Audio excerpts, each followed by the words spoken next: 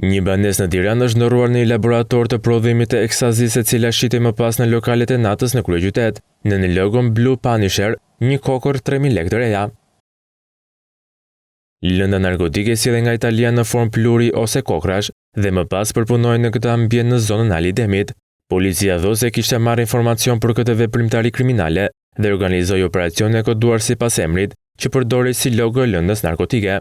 Kur Blue ndërhyn gjetën dhe sekuestruan 2200 tableta me lëndë të dyshuar narkotike ekstazi, MDMA.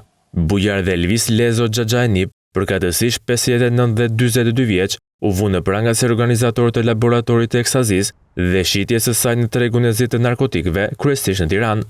Sipas hetimit, 42 vjeçari dyshohet se është personi që kishte lidhjet me një tjetër grup në Itali dhe rezulton person me precedent penal. Ndërkohë një 19 vjeçar u arrestuan në Shkodër me dyshimin se është përfshirë në veprimtari kriminale.